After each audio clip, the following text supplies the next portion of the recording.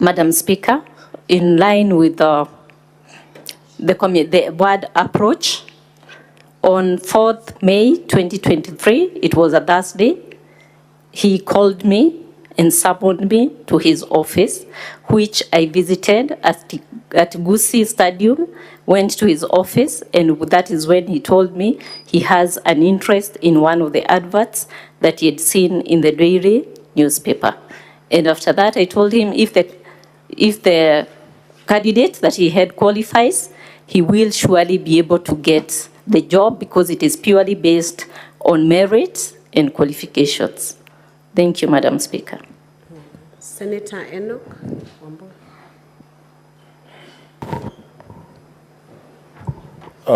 Thank you, Madam Speaker. Just two questions, quick ones. Madam Lucy, did you have any other cash transactions with the Deputy Governor before 28? Have you dealt money with him before you received this M-Pesa from his account? And secondly, when you called him on 29th about the money that you received on 28th, did he tell you explicitly that this money was meant to influence your decision on the job in question? I thank you, Madam Speaker. Madam Speaker, thank you. When he called, on 29th, when I called the deputy governor, he told me, remember the case that I had told you about in terms of assisting my candidates to get a job as a commercial manager. And I told him there is no need of sending money because the criteria is purely based on merit. Kindly reverse the money. Thank you, Madam Speaker. First question. Sorry? Did you answer the first question? Sorry, Madam Speaker, maybe I didn't catch that up. Repeat it again for her. The first question was, did you have any cash transactions, any cash business between yourself and the DG before 28th when you received money through M-Pesa from him? Thank you, Madam Speaker. We have never had any cash transaction between me and the Deputy Governor. Not in cash, not in my M-Pesa. Senator Mulgo, do you still want to raise any question? Thank you very much, Madam Speaker. I have two questions to the witness. One is, what did you see on your message? Did you see 100,000 or did you see a name with it such that you are comfortable overnight with the money and not uncomfortable such that you would seek as to who is the sender and probably send it back? So what made you comfortable to just have it with you overnight? Then my second question is, what influence do you have over the board such that the Deputy Governor would seek your help to be able to help him position this applicant? Thank you, Madam Speaker. Question number one. In line with what influence, being a board member, I'm the managing director of the company, I would probably think that he felt that I could be able to influence because by virtue of the office that I hold as a managing director and I sit in the board, he felt that maybe I could be able to influence. It is by virtue of the position that I hold. Question number two, Madam Speaker, the comfort in which I stayed with the money at night. I've clearly stated, Madam Speaker, The money was sent to me at 21:34. It was a Sunday at night. And this is my boss in the county. Madam Speaker, I wouldn't have called him at that particular time. And the following day was a Monday. That is why I called him during the official working hours. Thank you, Madam Speaker. Honorable Senators, we still have a list I want to give to Senator Sifuna, but I want to request that if a question has already been answered, we don't repeat it again, because you most likely will get the same answer. Senator Sifuna.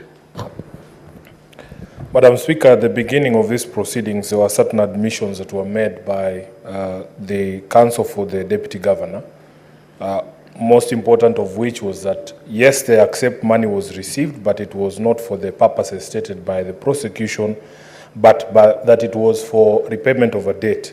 Now, Senior Counsel Katwa Kigen, at page 189, where we have excerpts of the Hansard of the proceedings before the County Assembly, isn't it a fact that there was indeed another admission before the County Assembly?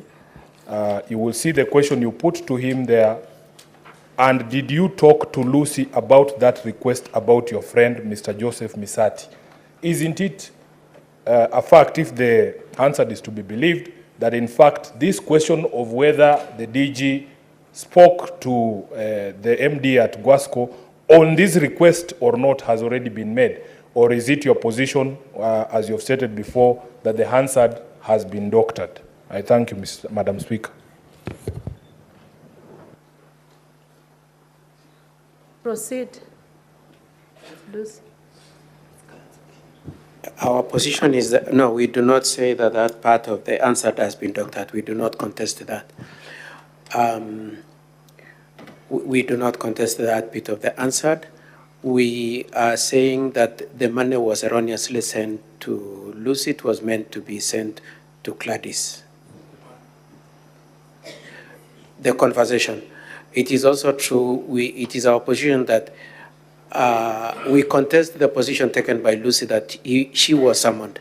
It is our position that they met casually, and the Deputy Governor said in passing that a friend of mine's son has applied, and that Lucy in response said exactly what she has said now, that if he qualifies, well and good, and nothing else, nothing beyond that casual comment, and that the issue of being someone is untrue. And the Deputy Governor will testify to that tomorrow. Thank you, Counsel. Senator Gloria, and I will have to make a decision whether we proceed on or, okay. Madam Speaker, I'll be very brief, and thank you, Lucy, for keeping calm. I want to ask this question because a lot of there is some gray areas.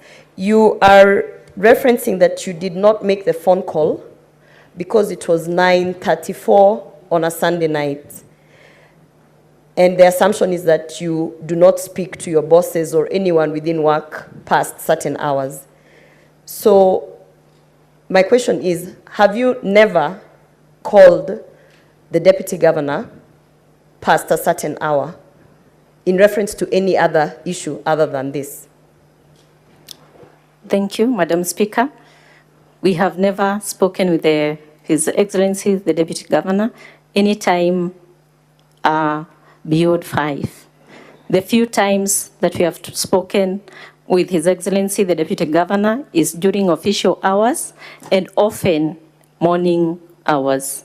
This would have been a different scenario if I would have called the Deputy Governor at night.